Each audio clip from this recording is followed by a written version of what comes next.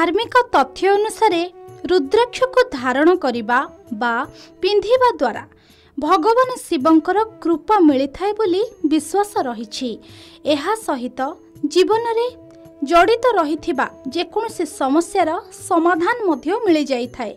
जदि आपण शिव भगवानंकर प्रिय होइथांती एवं शिव भगवानंकर प्रिय मास हेउछि एही श्रावण मास, तेबे एही रुद्राक्ष को आपण किभଳି भाबरे पिंधिबे एवं एथिपई आपण माननकु किछि नियम उपरे ध्यान देबाकू पड़िबो। आसंतु जानिनबा से नियम गुड़िक कौन। देवदेव महादेवंकर प्रिय मास हेउछि श्रावण मास। रुद्राक्ष कौनसी रत्न ठारू मध्य कम नुहे, कारण एही मासरे शिवंक भक्त माने शिवंकु संतुष्ट करिबा पई पूजा पाठ बहुत ध्यान सहकारे करिथांती, जहा फलरे एही पवित्र मासरे शिवंकु आराधना एवं उपासना कले मनस्कामना पूर्ण होई रहिथाय बोली विश्वास रहिछि। रुद्राक्ष हेउछि शिवंकर प्रिय अलंकार। एही श्रावण मासरे रुद्राक्ष पिंधिले भक्त मानंको उपरे संतुष्ट होइथांती शिव।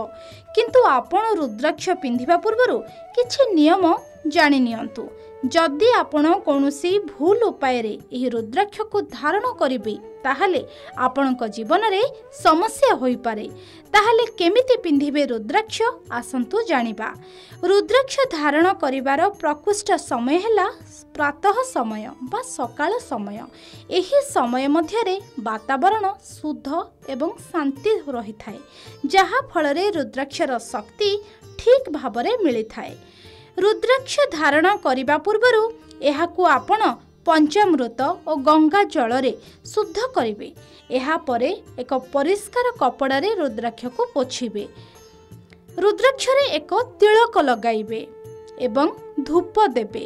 108 थर ओम नमः शिवाय कही मंत्र को जप करिवे। जप समाप्त हैला परे आपण रुद्राक्ष को धारण करि परिबे।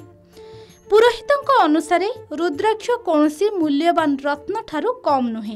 एहाको पिंधिबा पाई आपण रुद्रंक भली पवित्र रहिबाको होइथाय। एहा श्रावण मासर कौनसी सोमवार किंबा शिवरात्रि दिन रे पिंधिबा अत्यधिक शुभ और मंगलमय होइथाय। एहा परे रुद्राक्ष को एक नाली कपड़ा रे बांधी पूजा पाठ किंबा शिवलिंग उपरे रखि दियंतु। तापरे पंचक्षरिया शिवंक नाम को जप करंतु। एही रुद्राक्ष को आपण बेकरे किंबा हातरे पिंधि पारिबे। जदि आपण हातरे धारण करूछंती तो 12टी रुद्राक्ष रे निर्मित माळ और बेकरे 54टी रुद्राक्ष रे तयारी होइथिबा माळ को आपण पिंधि पारिबे।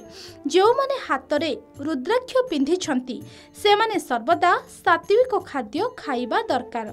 एहा को धारण करिथिबा व्यक्ति केबे मांस किंबा मद को स्पर्श करि पारिबो नाही किंबा पानीय भावरे व्यवहार करि पारिबे नाही। जेतेबेले आपण एही रुद्राक्ष को धारण करिछंती 27 रुद्राक्ष रहिबा दरकार। जदि कम संख्यक रुद्राक्ष पिंधि छंती ताहाले शिव दोष आपणको लागि पारे। रुद्राक्ष पिंधिबा द्वारा मन को शक्ति मिली थाए। पौराणिक तथ्य अनुसार एहाको पिंधिबा द्वारा दीर्घायु हेबा सह आशीर्वाद मिली थाए। एहा सह बुद्धि बढ़ी थाए, शिवंकर कृपा मिली थाए। एहा छड़ा शनि राहु केतु ग्रह ठारू मध्य मुक्ति मिली थाए। रुद्राक्ष पिंधिबा द्वारा धन वृद्धि होई थाए। आपणकर नकारात्मक चिंता मध्य कमी थाए। एही रुद्राक्ष पिंधिबा द्वारा भगवान शिवंकर आशीर्वाद मिली थाए। ब्यूरो रिपोर्ट, के न्यूज ओडिशा।